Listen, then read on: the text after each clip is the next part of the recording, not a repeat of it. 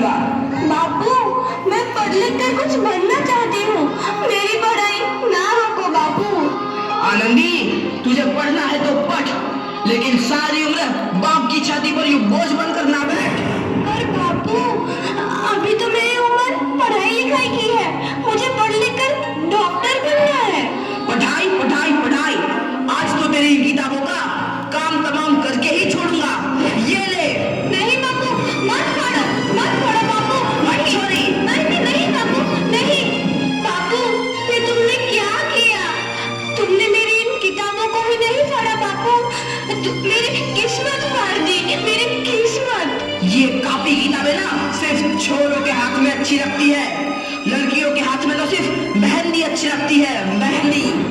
पर बापू, मैं लड़की हूँ तो क्या हुआ? लड़का और लड़की तो हमारे दोनों आंखों के समान होते हैं।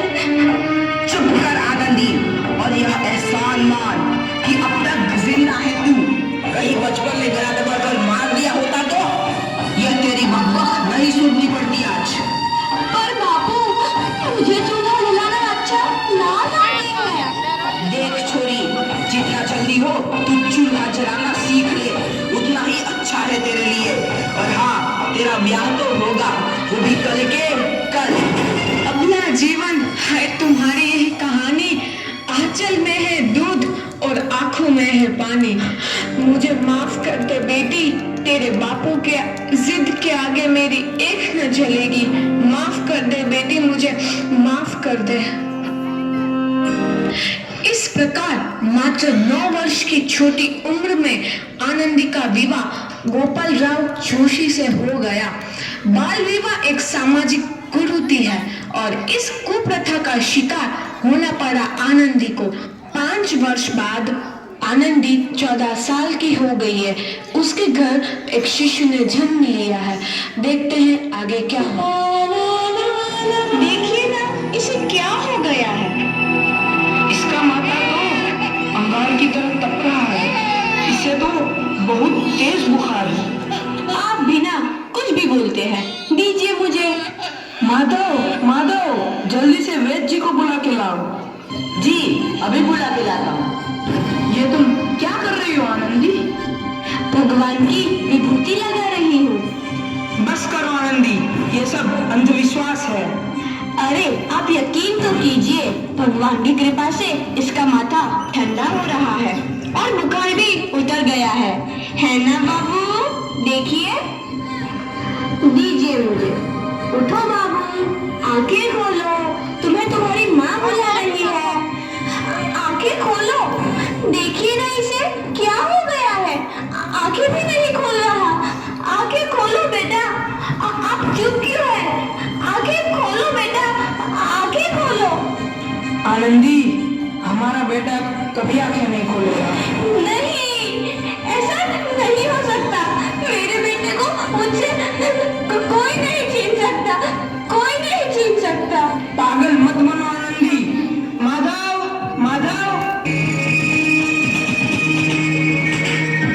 आनंदी, बंद करो ये पागलपन। भगवान ने मेरा बच्चा छीन लिया। भगवान ने नहीं, तुम्हारी अशिक्षा और अंधविश्वास ने तुम्हारा बच्चा छीना है। अगर तुम पढ़ी लिखी होती तो आज हमारा शिशु जीवित होता। तुम अनपढ़ थी आनंदी, अनपढ़। नहीं, अब मैं अनपढ़ नहीं रहूंगी, नहीं रहूंगी मैं अनपढ़। मैं पढ़ूंगी ताकि कल किसी और आनंदी को इलाज के अभाव में अपना बच्चा ना खोना पड़े। शाबाश आनंदी, और यही तुम्हारे अपराध के लिए प्रायश्चित भी है।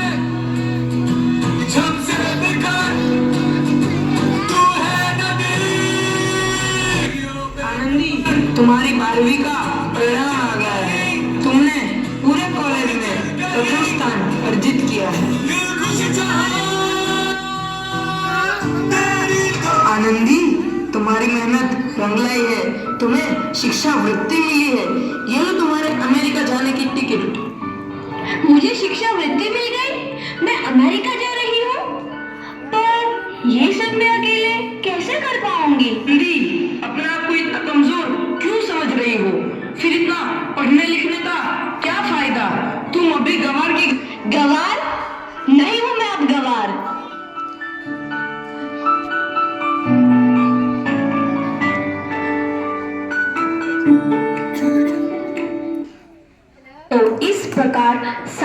अप्रैल 1883 को आनंदी अमेरिका के पेंसिल्वेनिया के लिए रवाना हुए और 3 साल बाद उन्होंने डॉक्टर ऑफ मेडिसिन की उपाधि प्राप्त कर ली।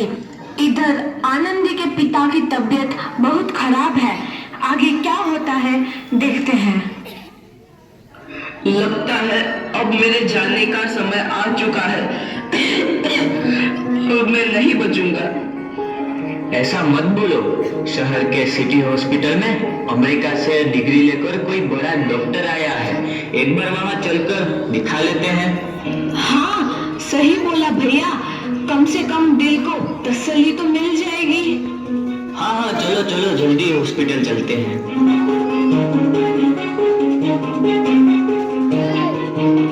इस मरीज की हालत तो बहुत ही खराब है। कोई चमत्कार ही इसे बचा सकता है। ऐसा मत बोलो भाई। डॉक्टर साहब कब तक आ जाएंगे? लो आ गई डॉक्टर मैडम। डॉक्टर मैडम जल्दी देखिए, मरीज की हालत बहुत ही खराब है।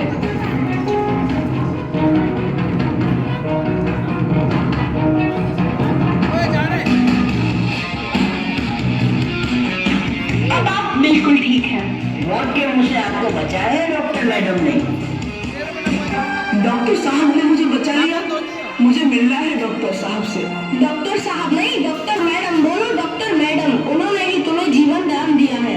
लो आ गई डॉक्टर मैडम, मिल लो उनसे।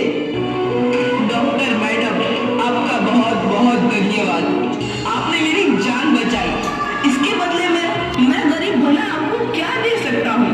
वचन, वचन चाहिए मुझे कि कभी ये नहीं कहोगे कि लड़कियां कुछ नहीं कर सकती। वचन? ये कैसा वचन? अरे श्यामलाल, तुमने पहचाना नहीं? तुम्हारी बेटी आनंदी। आनंदी? मेरी बेटी आनंदी? डॉक्टर? हाँ बापू, वही आनंदी जिसके लिए बचपन में तूने चूल्हा और दूल्हा के अलावा कुछ नहीं सोचा था। आनंदी, आनंदी मेरी बेटी, मुझे माफ कर दे। मैं तेरा गुनहगार हूँ बेटी। नहीं नहीं बापू, वही आनंदी जिसके हाथ पीले करके तुम उसकी सारी जिंदगी काला कर देना चाहते थे। माफ कर दे मुझे मेरी बच्ची, माफ कर दे। मैं तेरा अपराधी हूँ मेरी बच्ची, माफ कर दे। नहीं बापू, मैंने तो तेरा एहसान चुकाया है। याद है ना अपना एहसान जो बचपन में तुमने मुझ पर किया था? ताने सुना सुना कर जीते जी मार डाला था मुझको। अब बोल, और किस किस को मारेगा? आनंदी बेटी, मुझे माफ कर दे मेरी बच्ची। मैं तेरा गुनहगार हूँ। बापू, आपने ही तो बोला था किताबें सिर्फ बेटों के हाथ में अच्छी लगती है, बेटियों के हाथ में तो सिर्फ मेहंदी। बेटों और बेटियों में फर्क करना तो आंखों में फर्क करने समान है। एक का पढ़ना और दूसरे का ना पढ़ना सामाजिक अंधकार है बापू, सामाजिक अंधकार। उपकार मांगता हूँ मैं तुझ जैसी बेटी का, जिसने सारी उम्र मुझसे कुछ ना मांगा। मांगा तो सिर्फ बराबरी का दर्जा। वरना सच तो यह है कि मैं तेरी माफी के लायक भी ना हूँ। मुझ जैसा बाप तेरी बराबरी कर सके उसके मैं लायक भी ना हूँ मेरी बेटी, लायक भी ना हूँ। अपने बापू को क्या माफ नहीं करोगे आनंदी? माफ कर दो आनंदी, माफ कर दो। सुबह का भूला यदि शाम को घर लौट आए तो उसे भूला नहीं कहते।